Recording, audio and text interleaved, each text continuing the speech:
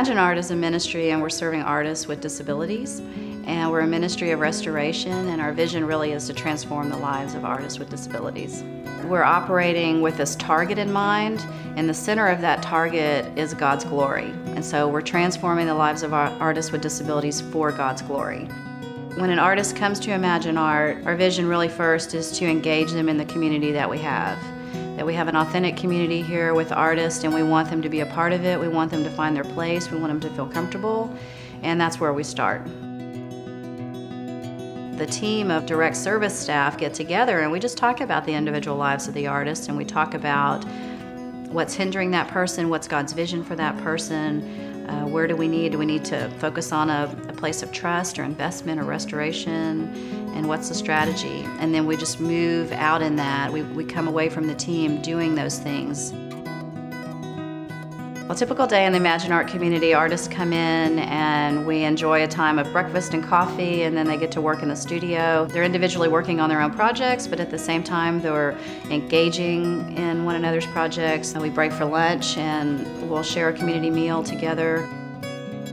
When there are other people that come to Imagine Art and work in the studio even that don't have disabilities, there's artists without disabilities that serve as volunteers. Many of them are educated in the arts, where many of our artists are self-taught in the arts, and so it really is a nice balance, as well as when we're able to identify Christian artists in the community and invite them in to use our space and our materials and be in relationship with the other artists. Then, I mean, it's just a natural discipleship. It's just a good ground for people to be in relationship and learn about Jesus and to look at the lives of other artists and just glean from that. There's a reason why Imagine Art spends so much time in relationship with the artists to develop trust, and that's because we're taking them to a place where we want them to invest in themselves and what we're doing. They have to have vision for themselves. They have to see the vision that God has for them so that they can move in that, and then we walk with them. So trust in relationships is huge, because without that, there is no investment. Our first statement really is about community. And I think that your life generally, no matter where you're at, it rises and falls in the context of relationship. And we see that evidenced in the lives of the artists that we're working with here. And that is that their lives, for most of them, often a lot of them, is because they have become disconnected from relationship. And then that gives birth to fear. But in a place of community, that is where true transformation can take place. One of the things that we say here is that, that Imagine Art is where every life is a work of art, and it truly is. It's the Word made flesh, and that's what we want to speak into each other. We want to live into each other, around each other, and provide a place that is almost like the perfect soil for transformation to take place. So, Imagine Art is many things, but ultimately it's relationship, it's community, it's transformation.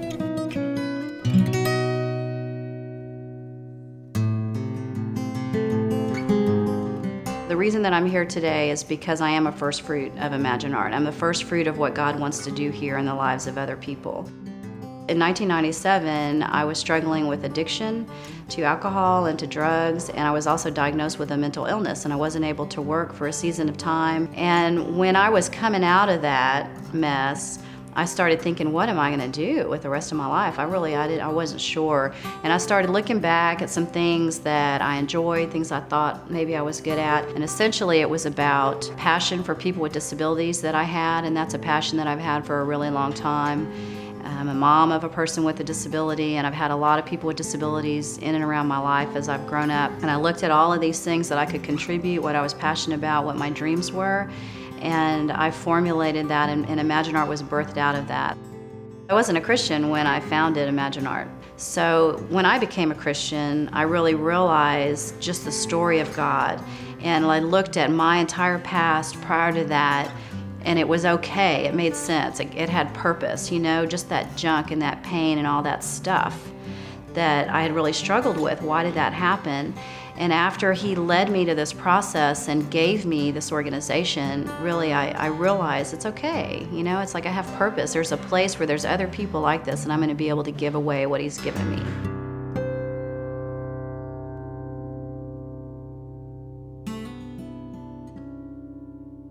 Well, Lana Alana Connor, she's just completely like the essence of love, I think. And she's an artist with autism, and she's pretty profoundly disabled. I mean, it's impacting her life in a dramatic way, and it's impacting her family's life.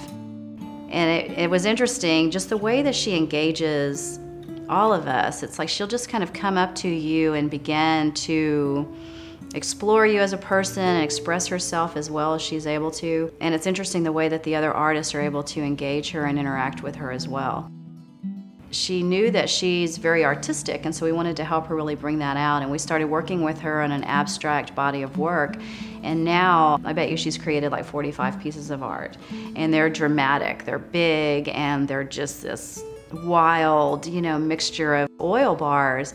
And she's just full body on. I mean, she's just all over this really large paper. And then we're applying liquid watercolors on top of that. And so it's just this vibrant seas of colors on top of these oil bars. And so there's this whole, water not mixing with oil thing happening, and it's intense.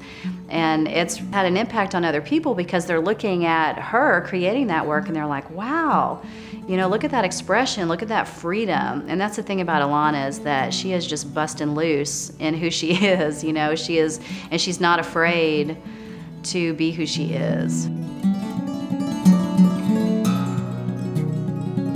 Well, Tin Bon is another artist that we serve. She's an artist with a head injury, and she's from Vietnam. She's a refugee here, and she actually had a head injury when she was living in Vietnam, and they didn't have the medical care that she needed, and so her mom sent she and her sister over here, and they're actually like boat refugees. I mean, they had to go through this entire struggle to get here, and then they arrive in the States and they don't speak any English. And so, I mean, she's really had a challenge, many challenges to overcome. And she wasn't able to be successful at her work. Coming into this community, she's here 4 days a week, 7 hours a day, because she loves it here and she doesn't want to be somewhere else. She's been painting in watercolor and a medium called gouache, and she's been doing that for about 5 years with us. And she works really hard. She creates a painting, probably one painting every 2 weeks. And she started to exhibit recently in the last year, and she sold a couple of pieces. I think first she had to deal with it herself. It's like, oh my gosh, I'm an artist. I sold my artwork. And this is something worthwhile that I'm doing. I am able to contribute to my own needs. And so for her, it was a real opportunity for her to take that back to her sister and really share that with her sister. And now there's other people in her life that are interested in her art.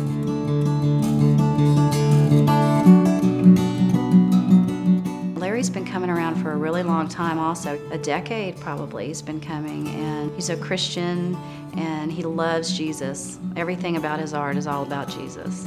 And he's just constantly, God's given him scriptures and he's painting those scriptures. And Larry's had to do a lot of exploration with different media to figure out what's gonna work for him. He was actually a licensed counselor at one point. But today, you look at his life and he's pretty challenged.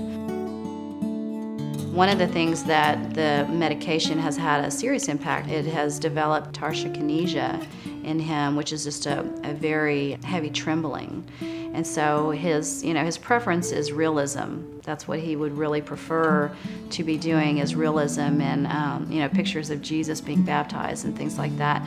But the secondary disability that he has because of the medications, it doesn't allow him to do that. And so we've really had to work with Larry to modify his technique and come up with something that does work for him, something that he's able to fully express it and it can be completely him, and he doesn't have to feel like it's messed up just because it's not perfect, where he can embrace the fact that it's not perfect, and we can go with the fact that it's not perfect, and it can be great because it's not perfect.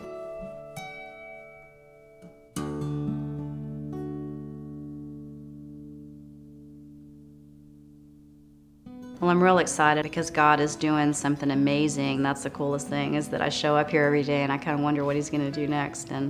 But I know it's big. I believe who he is, and I believe that he can change the life of somebody else, and I believe that he wants to use Imagine Art to do that. And I know that he's going to do it to completion. I know that he's going to finish a good work that he started. And the end result is just going to be these individual artists who were once forgotten, discarded, unable, and he's planting them, and now look at them, and I think that that's what's going to happen here. And so I'm really excited, and I'm amazed that God is allowing me to be a part of that, because he's showing up, he's going before me, and he's doing stuff that it's like I couldn't have done. I mean, I can't transform the lives of another person. I mean, that's, it's too big. And so I'm really, really grateful that he's doing it, and that he's going ahead of me, and he's got his hand all over it. It's just very evident.